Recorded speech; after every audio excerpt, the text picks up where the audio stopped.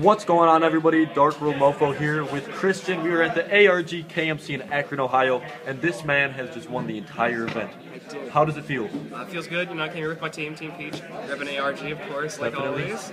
I guess I'll just talk about the deck. I decided to run Light, Water, Darkness, Nature, 48 card Haven Control / Ramp Control.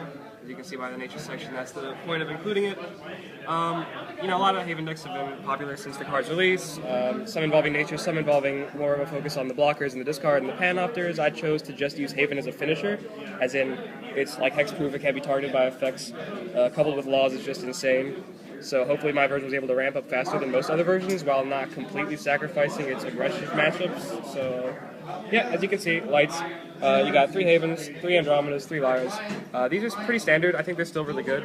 People don't like Lyra anymore, but like the fact that it comes down so early after you play a ramp spell is just really crucial. And Andromeda just saves you in a way like nothing else could. Like, it's just probably the most important card to run through it still. 3 laws, coupled with Haven, it's just ridiculous. They can't be targeted, it gets you cards and matchups. Like, very important in the Kalima matchup. If they discard you, it like makes Maddening Whispers and Mesmerize pretty subpar, I would say.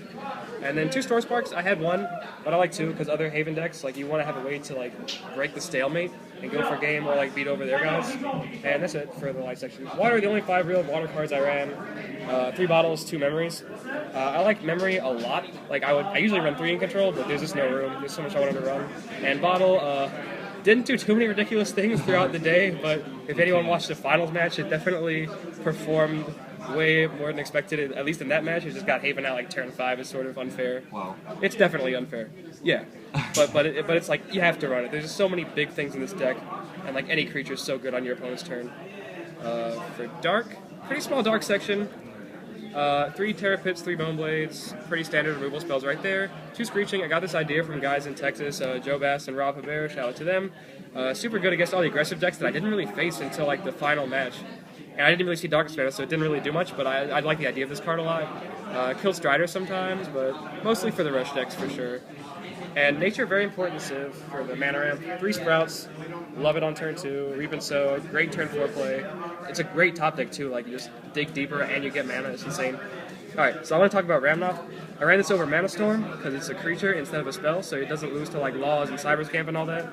And it just rewards you for not doing anything. And there's like actually very few things that deal with it on turn 6. Like it lets you up against Tempo where they can like Finbar you and piercing you. But like the worst like control can do is Lyra you, and then you still get mana, and then you have other answers to get to like 8 that turn. It's crazy. Important to note that if you get multi-civ mana, it untaps because this happens before you untap. Pretty cool. 2 Tendril. Came in clutch for sure in the aggressive matchups. Against Mono Light, got rid of like 3 things. Gives them a lot of mana, but it doesn't really matter. Even against Dragons, I'd get rid of like 2 Lux and a Nyx. Pretty insane. Multi-civs, blockers, weenie blockers, only blockers really, besides Haven. Striders and Lemons. No real reason to explain them, they're just really good. They get huge with Haven too. 1 Kivu, last minute inclusion, just because sometimes you accidentally put cards in mana with all the mana ramp, and like you don't want to lose all your Havens before you get a chance to play them, or Squillis for sure. And Piercings, standard removal, wanted to run 3, didn't want to go above 48 because I wanted to see stuff like Laws and Ramp. And Squillis, my favorite card in the deck.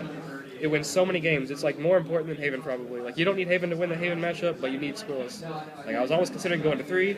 I had a build that didn't include Darkness, and I was just splashing 3 of these, and like it's just insane. And it's pretty much the reason I ran Water and Darkness, because you just want to have Squillis at your disposal, because it's just gonna win you games. So you gotta run that card. So that's pretty much the deck.